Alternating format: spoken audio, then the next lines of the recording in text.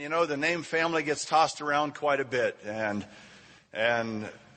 over the years, as we had family in our house and we would sit around the table and before or during the prayer, we would often say, thank you for our family sitting here at the table. And then they started leaving the table, and then they all left the table. And then it was just, we were empty nesters, and then one comes back, another comes back. And so I've given a fair amount of thought to what this concept of family is to me, because it keeps changing. And I surmise, oh, by the way, do you realize that about 1 in 5 of all of us sitting here today is either a teen or a young adult?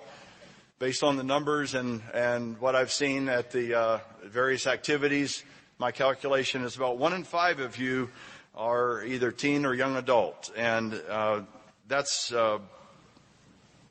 tells us, I don't know, maybe they planned it that way. Maybe more young adults came here because more young adults were coming here. But they have ways of doing that, But I surmise that nearly every young person, every teen, every young adult has the intention that someday they're going to have a family of their own. Maybe not yet, but the years really do fly by. As time races along, if you're a teen or a young person, you'll be surprised how often this topic comes up. Either in camps or in your house or at church. Probably more often than you would expect, and probably much sooner than your parents would like. But the topic of family does come up. And if you're a young adult, you've probably given it a lot of thought. How's it going to take place? Who will that person be? Where will you live? What will you do? How will you make a living? You have many friends in church. All this 1 in 5. I mean, we all have friends in church, but there's a community of young adults and young people, and they're friendly and they know each other, and maybe they look at each other and go, I wonder if that person is the right one, or I wonder if that one. And sometimes, what are there, 8 billion people on earth now? You got a lot of choices out there. I thought that maybe I should define family since it was on my mind. And so I went shopping for definitions. I thought this would be fairly simple. I'd come up with a definition for family, and it would be nice. So I found a book by Scott Holtzman, The Secrets of Happy Families, and he noted in his book that the definitions of family are changing rapidly in recent times. But before I go into those definitions, I want you to think about the family model that has the best chance of success. The best chance of success. The model that we should learn about and strive to attain, because we all want to be successful. We all want to be happy. Many current family models are not ideal, and I don't expect to see them in the millennium. Many family models have broken relationships. They have kids without dad or mom, or husband without a wife, or a wife without a husband, and many other relationships. Even in the Church of God, we do not model family as well as we would like to, and many times it's difficult because circumstances seem to get out of control, and suddenly we find ourselves a statistic rather than setting the example. So it's very difficult for many families, and I know, because I know this audience, that it is difficult for many of you, and nobody needs to feel badly about that. It's a reality of this human life and this human condition that we are not perfect, and we do not model everything in a way that is the way we would like to. But I would like to compliment all of you who are dealing with families that are not ideal, because it takes a great amount of courage to raise a family inefficiently. It is not ideal to have broken homes or to have grandparents raising kids or many, many other situations that we end up in, and it is not easy. But I know you cannot unring a bell. And I know you can't change what has been done to you that you had no control over. And again, I don't want anybody to feel bad. But if you had a choice, if you have a choice, if you had a chance to do it over, and if you're going to teach how to live in the millennium, I hope that you've given thought to what the ideal family would be. What works and what doesn't work. I hope you think about this, because you in the millennium need to teach what the ideal family model is. So before I go into these definitions that I found, I want you to be careful how you rate your situation, because if you're in a decent family, do you have any idea how fast that can change? And so we need to be very careful how we look around and judge other people, because except for the grace of God, there go we. And we need to be able to empathize and intervene where we can to make sure that the wrong ways of this life are not promoted and carried on, and that Satan does not get control of our life and our family members and our church and the people that we have influence over. So that being said, here are a few of the definitions that Mr. Halsman described in his book. Mr. Halsman is a secular writer. To my knowledge, he's not affiliated with the Church of God or any church. He's just a man doing research, and he's analyzing what's going on in this world. So here are some definitions. The nuclear family.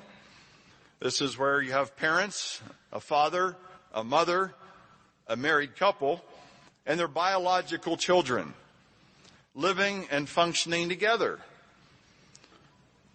Second is the single parent family. One parent and the children for any number of reasons. It could be death, could be divorce, could be children out of wedlock. Many reasons that we end up with single parent families. Number 3 is the extended family. That's when either of the previous 2 categories live with other family members, either grandparents or in-laws or adult siblings. So you're trying to take something that's happened and keep the family together. Number 4 is the blended family. This is a situation where maybe you had a second marriage, and there are his and hers and ours and stuff and children and furniture and combined households, and again, people trying to make it work. Number 5 is the adoptive family. It's where the child is adopted by someone who is not a blood relative. It's either a single adult or a couple will adopt a child and become the parent for that child. Number 6 is the foster family. This is typically a case that I've seen where it's with government intervention. A family takes in children. They can either do this on a temporary basis or a permanent basis until they can find a family for the children to live with, generally not biological family or parents. So you have children living in typically a situation that they don't necessarily like, but the parents are, the adoptive parents are very generously trying to make it work and trying to help these children have a good life. And then there is the alternate number 7, families with pets. Because in many families, in many households, there is a pet I've seen this a lot where a single, maybe a widower has a dog, a cat. I haven't seen any giraffes. But it gives the person something to fuss over and to take their mind off of their loneliness. And then there are many other arrangements we don't need to talk about. But I think these 6 definitions, and maybe the 7th one, sum up the people that are sitting here, the people that are watching, the people that are in God's church typically fall into one of these categories. And the one that's kind of left out, you think, well, I'm a single widow, or I'm a widower, or I'm a single person living on my own. And I would say that those types of categories fall into one of the other categories, because in general our categories can be either a snapshot of our life, like either at a particular time, or many people live in various of these situations throughout their lives. So there are many different little scenarios, but those 6 pretty much covered the most people. I'm actually surprised when I look around and talk to people how few people live in the nuclear family. There was a day, I think maybe when I was a kid, that most people were in a nuclear family, but now it seems to be the opposite. And I, again, don't think that anybody needs to be not proud of it. Things have changed over the last 50 years. Let's just say that. Furthermore, we are gathered, it's almost like fragments sometimes. We're gathered as God's family together, and we come from all these different backgrounds and all these different individual family situations, and we come together as God's family, and God is merging us, right? He's taking those fragments, and we kind of come together, and we're collectively trying to live and produce and function as God's family. And it's very important that we try to do that, and we take the lessons that we've learned in our individual families, and we try to harmonize and get along and work things out and keep God's family together. And that is something we need to do. I've read with almost humorously Matthew 1 and Luke 3, and we read about the genealogies in the Bible where it's, so-and-so begat so-and-so begat so-and-so. And these family trees in Bible times were fairly straightforward. And then there were some guys who had multiple wives, which didn't work so well either. But the family trees are fairly simple overall. And in today's life, it's very common for children going to school, if they say, well, who's your mommy, who's your daddy? These things are very complicated today, and I feel sorry for those who are trying to trace their genealogy, because it gets very complicated. But the question is, what model should our brethren follow when the time is right to start a family? So I read 6 definitions. Which model do you want to follow when you want to start a family? What model will people in the millennium be expected to follow, since we're all going to be bound by one law and one word? And what are we going to teach in the millennium? What model should we be? So my SPS today is to firmly fix in your minds what the biblical model of a family is, the one that will be taught and lived and practiced in the millennium. So there are many models of family in this world, but there is only one biblical family model, and today I want to talk about that. So if you want to have a successful and happy family and a godly family, you need to follow the biblical model if you want to have the best chance of success. And sadly, even in the church, families get broken up, but no one starts out having a family expecting to get broken up. That doesn't mean the model is wrong. That means that we're flawed and we don't do everything right, and that things get out of control sometimes, but we need to do our best, put every ounce of energy we can into making sure the model is followed. The biblical model. And I say there is a biblical model, and the one who said leave and cleave had a biblical model in mind. When the right model is chosen, your chances of success are boosted by being in God's church, by living according to His Word, by using His Holy Spirit. Use the Holy Spirit to work out the challenges that arise between people, and treating your family, your wife, your husband, your children with the love and compassion that would be something that would represent God well. And yes, it takes work, and it takes guarding your tongue sometimes. It takes being patient. It takes being, you have to have self-sacrifice and endurance. There are many things, but anything worth having is worth working for, so that shouldn't put you off. So I believe you can have a happy, well-adjusted family, but you need to employ the biblical model. You know, in the Bible there are many biblical examples of how life started off. Their marriages or their life together started off employing the biblical model, and then things changed. I think war is one of the biggest, is a very large component. Maybe in Bible times they'd go out and fight, and thousands of men typically would be killed, and that would have wreaked havoc on the family at that time. I think of the touching story of Ruth and Naomi. You can read about that in Ruth and their losses and how they dealt with that. And I also was either learned it or realized it that Esther, in the book of Esther, was both fatherless and motherless when the story of Esther is written. She was raised by Mordecai, who was the uncle's daughter. You can read about that in Esther 2, verse 7 to be exact. But one aspect of our loving Father's character is that He wants us to take care of the fatherless and the widow. If you'll turn to Psalm 68, I want to remind us of this because there are many in our congregations and in our hearing and in this room that fall in this category. Psalm 68 and verse 5.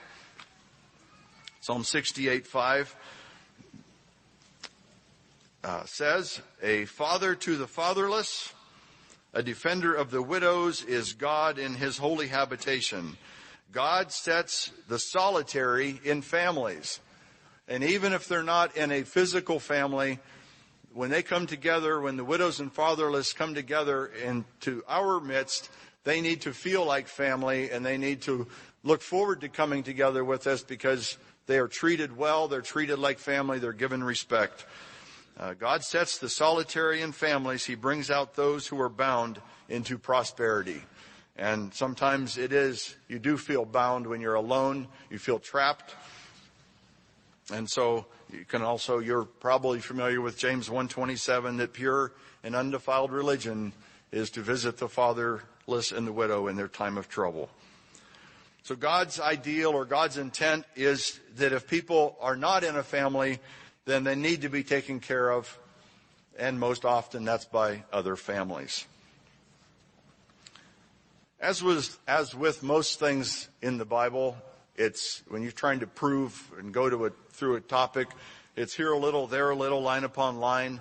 And as you study and you pull out nuggets of truth, you realize that the Bible is additive. When you find a scripture here and a scripture there and a scripture there, it's additive, and you put these things together and you get a much clearer vision of what God is trying to do. So let's go get a glimpse of how it started in Genesis 1:26.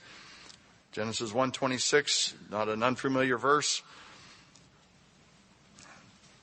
God in creation week is putting things together and building the earth the way He wants it to be. In Genesis 1:26, God said, let us make man in our image, according to our likeness. So it's more than a one, it's at least a two. Let them have dominion over the fish of the sea, over the birds of the air, over the cattle, over the earth, and over every creeping thing that creeps on the earth. So God created man in His own image. In the image of God, he created him. Male and female, he created them. In verse 28, and God said, or God blessed them, and God said to them, be fruitful and multiply. Fill the earth and subdue it. Have dominion over the fish of the sea, over the birds of the air, over every living thing that moves on the earth. So the model is started out that there's a man and a woman, and that they are supposed to procreate and fill the earth. So let's just go across the page now to chapter 2 and verse 24. And therefore, Genesis 2:24, therefore a man shall leave his father and mother and be joined to his wife, the beginning of marriage, and they shall become one flesh. And it goes on in verse 25. And in this scenario, in this situation, there was nothing to be ashamed of.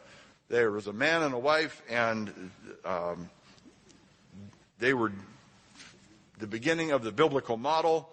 There was nothing to be ashamed of until sin entered in. Turn next to Colossians 3.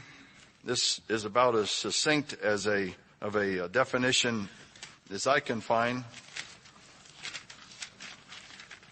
because this definition is interesting in that it's not just a definition, it also has a description of what the model family needs. And it's not just a matter of having the model and having a husband and a wife. It's a matter of how everybody's supposed to work together to make this family work. Colossians 3 and verse 18 says, wives, so that's a component. Wives, submit to your own husbands as is fitting in the Lord. So you'll find here that God gives them kind of has to tell them the difficult things to do, because those are the things they need reminded of. So wives, submit to your husbands as is fitting in the Lord. And husbands, we have a job to do. Love your wives and do not be bitter toward them. So we have male and female, different characteristics. So a man thinks one way, a woman tends to think a different way. It doesn't mean either one is right or wrong. It means we're different and we need to complement one another. And the hard thing for husbands to do is to love the wife and not get bitter toward them. So it's something we have to work on, and something that takes effort and is not always fun, because we have to build godly character. Verse 20, oh boy, children, obey your parents in all things, for this is pleasing to the Lord. You mean children have to have responsibility in the family to make it work well? The answer is yes, because things go better when the children obey their parents. And I know as a child, I didn't want to obey my parents. I wanted to do what I wanted to do when I wanted to do it. And that didn't always go so well for me. And over time, you get through it and you do what you're told, and then it goes better for you, for it is pleasing to the Lord. And here's another difficult thing, verse 21, fathers, do not provoke your children lest they become discouraged. And I will have to say that I think this is tough for guys. If you're, I kind of grew up in a house where dad was dominant, and I did not care for his help.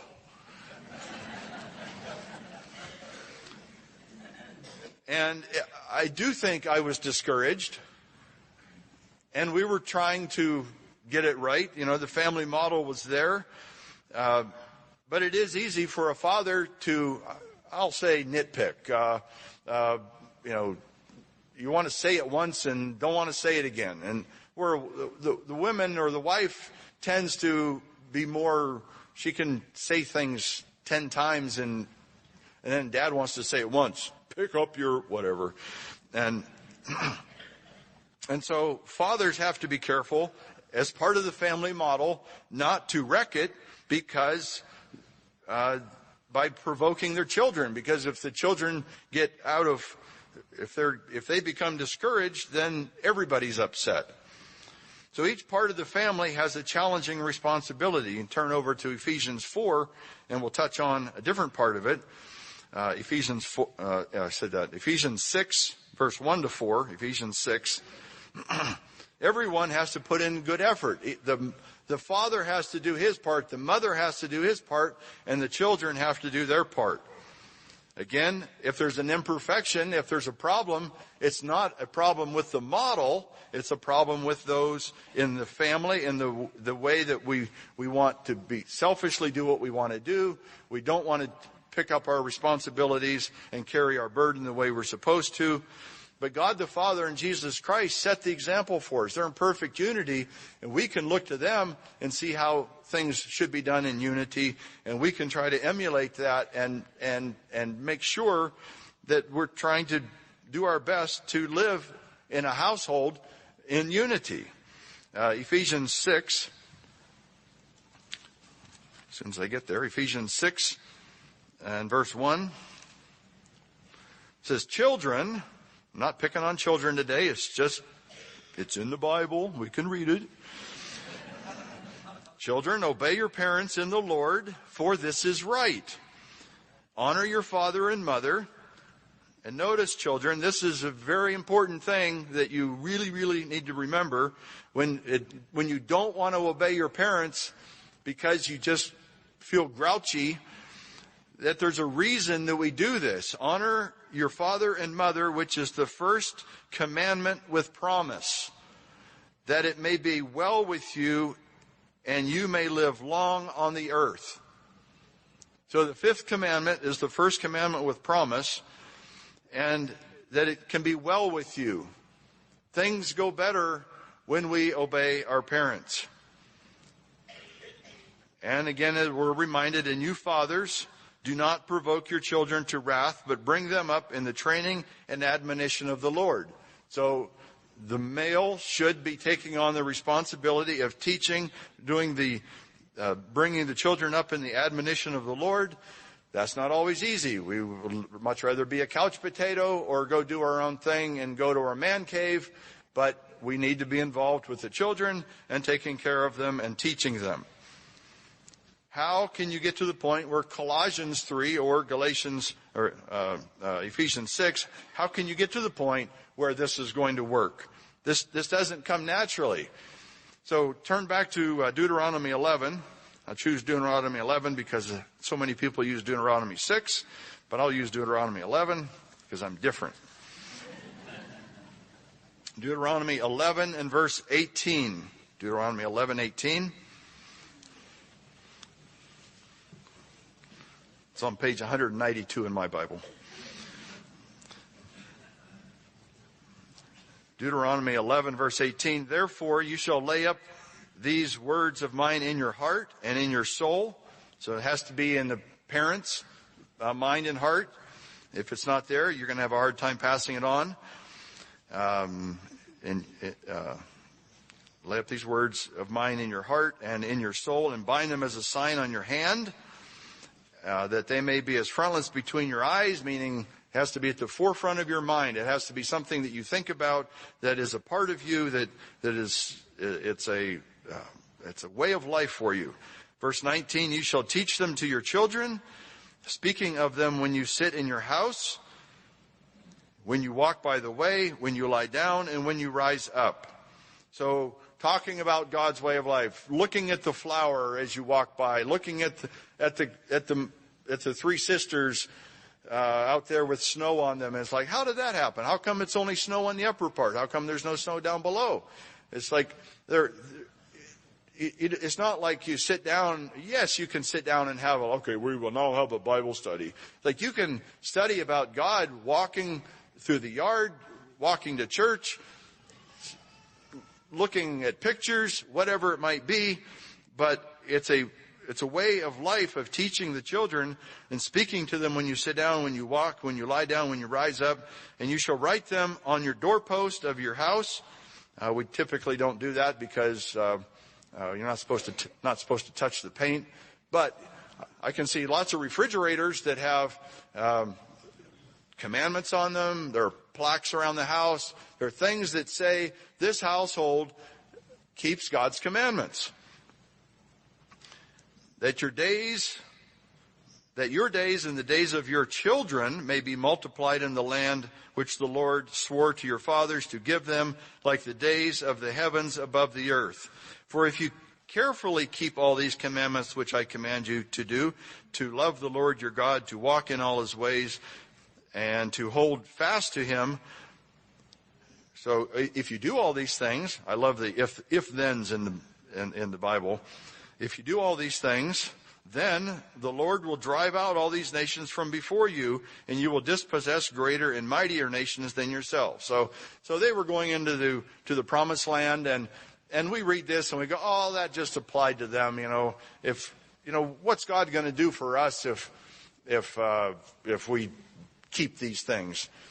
And I'm an employer, and I want you to think about the scenario of, okay, Mr. Richards talked about what happened. They had a club, and speech club, and they decided they were going to give an offering. And so things just happened to work in such a way that they ended up with whatever it was, $950 or something. And it was just like, it was here a little and there a little, and like nobody did anything really spectacular. It's just they ended up with all this money, and they hardly knew where it came from. So, God can work your life the same way. Have you ever thought about what it would be like to walk into your potential employer and say, you have this somewhat of a conversation, and the employer goes, I'm not sure, I got to learn something tell me about yourself. And you say, well, I don't have any DUIs. You can check my blood any time of the day or week or year because I've never done any drugs. I can have a mature conversation with most of your customers. I just have to learn what I'm supposed to say. I come to work on time. I get my sleep at night. I'm a decent human being. And the guy goes, you mean you don't smoke and you don't drink and you're going to actually come to work? And I don't have to stop and pick you up on the way to work to have a day's work out of you? You laugh, but there are lots of people that have to have somebody stop and pick them up. I had an employee that worked for me for something like 7 years, and he could never get his record clean enough to drive one of our vehicles. Good worker. I don't know what happened after 5 o'clock or why his foot got so heavy on the accelerator, but it's a wonderful thing to be in an environment where you're expected to not just follow the rules for the sake of the rules, because everybody gets along better when the rules are followed. So this is a life of faith. You have to do your part. It's not just, sometimes it's a character thing. What kind of a person are you? If you're going to have a family, you're going to have to be a person of character. And there will be some things you're going to have to learn, and there will be some things that you're going to have to do. But God can bless you in unexpected ways. If you trust God and do your part, God can be there. Let's turn over to Deuteronomy 31. I found this to be interesting also. You don't think of going to the Feast of Tabernacles and doing this, but Deuteronomy 31 and verse 9, my heading says, the law to be read every 7 years. So Moses wrote this law and delivered it to the priests, the sons of Levi, who bore the ark of the covenant of the Lord, and to all the elders of Israel. And Moses commanded them, saying, at the end of every 7 years, at the appointed time in the year of release, at the Feast of Tabernacles, when all Israel comes to appear before the Lord your God in the place which he chooses, you shall read the law before all Israel in their hearing. Gather the people together notice who, all the people, men and women and little ones. And the stranger who is within your gates, that they may hear and that they may learn to fear the Lord your God and carefully observe all the words of this law. Verse 13, and that their children who have not known it, may hear and learn to fear the Lord your God as long as you live in the land which you crossed the Jordan to possess. Isn't that something? The children are expected to learn God's law.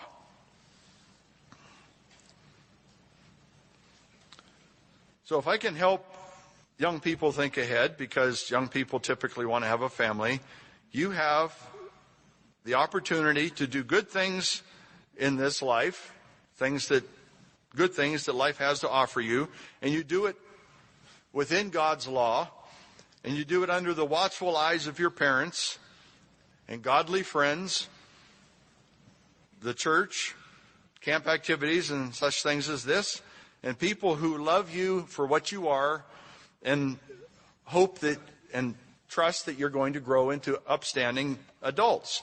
And so it's important that we learn at a young age, so as we grow up, we're not suddenly learning something new. It's important that we're learning it as we go. Large numbers of you are growing into an age where you are going to think about how you're going to live the rest of your life. And nobody wants to live an unhappy life. So your daily challenge is to do the things that are right. And doing right things is hard sometimes. It's not always easy. You maybe dream about a life that seems, we do our best to think ahead and figure out what we want. And then it's challenging to figure out how to get there. But the way you get there is you make one decision after another and do it correctly, and you take steps towards having the godly family that you would desire to have. Nobody starts out trying to have a train wreck of a family. And that's very sad when, you watch people in the world and sometimes you expect it in the world, but we have to do our part to avoid it in the church. But it takes some difficult decisions, and my advice is to do the right thing, and do the right thing over and over and over, and before you know it, life has a way of rewarding you, and just like the scriptures we've read, God has a way of rewarding you in subtle ways, and ways that you can't really put your finger on, like, how did that happen? Oh, look at that. I was blessed because of this. I was blessed because of something else. Can you project in your mind 5 or 10 or 20 years down the road, living life the way you see lived in the world, following youth culture, following the songs that are sung, following the things that are promoted in movies? Can you project how how your life would turn out if you followed those kinds of steps? Maybe you can't exactly, but can you project in your mind if you 5, 10, 20 years down the line, if you're living God's ways and what you expect life to turn out to be like? And I think you probably can. I think you can know that if you're living according to God's laws and resisting the ways of the world, resisting youth culture and the things that are thrown at us on a daily basis, that you can project that life will go much better if you live God's way.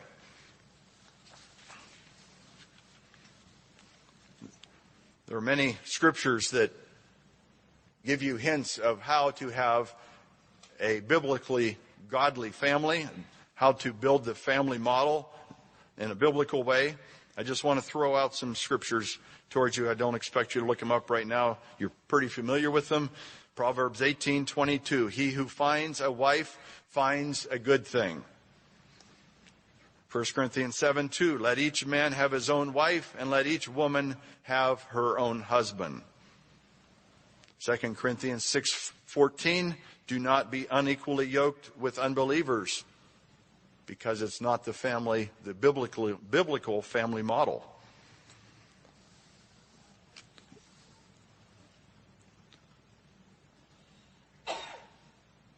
Ecclesiastes 9:9, live joyfully with the wife whom you love all the days of your life. Proverbs 19:14, a prudent wife is from the Lord.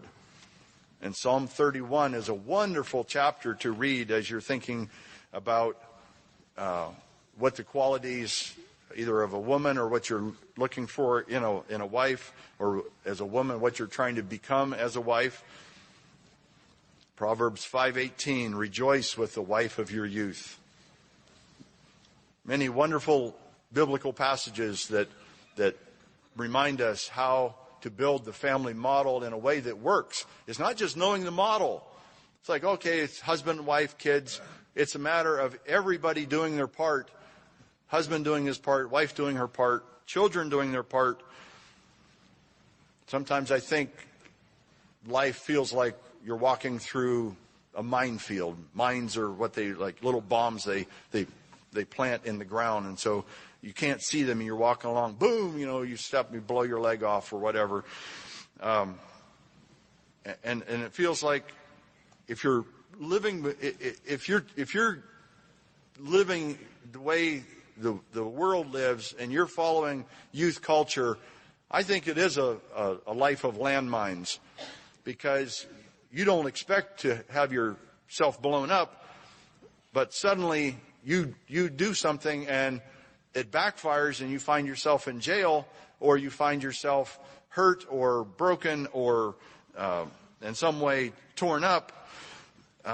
You'll feel like it's a mine going off. But if you're following God's ways, you're not in that minefield. You can still get yourself in trouble. We're quite capable of that. But you are going to avoid so many of the potential train wreck situations that it's really going to be wonderful when you look back on it and you look at all the things I missed out on, which are not anything, it's nothing to miss out on. It's something you don't want in your life. So being raised in the church again and being devoting yourself to God and His righteous ways is going to give you opportunities that are going to surpass anything that you can dream about. It's things that you will thank God over and over again as you look back, as you get into life and look back on it, and you think how wonderful it is to have a wife or a husband and a family that is decent and godly, and how things go so much better for you when you follow the biblical model. Ephesians 5 will be my last scripture. Ephesians 5 and verse 32. I think we need to put it in perspective. It's not just the physical family that we're talking about. Ephesians 5 in verse 32. Ephesians 5:32. And this is, again, in the section where he's talking about marriage and husbands and wives. And verse 32 says, "This is a great mystery, but I speak concerning Christ and the church." And so we have to remember, as we are in marriage and when we talk about families, that God has a greater plan. Remember back in Genesis 1, let us make man in our own image. God is doing more. He's just not trying to just procreate human beings. There's something much greater than that. In verse 33, "Nevertheless, let each one of you in particular so love his own wife as himself, and let the wife see that she respects her husband." So this is a direct replica of what God is trying to do. He's reproducing. God's in charge. The church is the wife, going to be the wife. We're trying to be the bride of Christ. And so we need to be learning and growing and doing our part as we go through that. So I've tried to be more specific here towards the younger folks, but I'm sure that the older folks are reminded of many principles that we all need to go through in life, that we need to follow. Doesn't matter what our age is. We have many things that we need to learn. And Doesn't matter whether you have children or not. Doesn't matter if you're in a family situation. Any of the definitions, we're still going to be the bride of Christ, and we need to be learning about that. So it's important to remember that God loves us. He loves family. He loves your family, and He wants us all to be a part of His family. And we need to live our life in a way that we're showing not only ourselves and our family around us that we're trying to live God's way. We are able to inadvertently to show the world what a model family should be, and in trying to live our life after God's in His way, and modeling ourselves after Jesus Christ, who set the example for us, we can have great reward not only in this life but in the life to come. And brethren and young people and teens, I just encourage you, as you look at the families of this world and families around you, families in the church, that your goal as you start out in life, pick the biblical family model.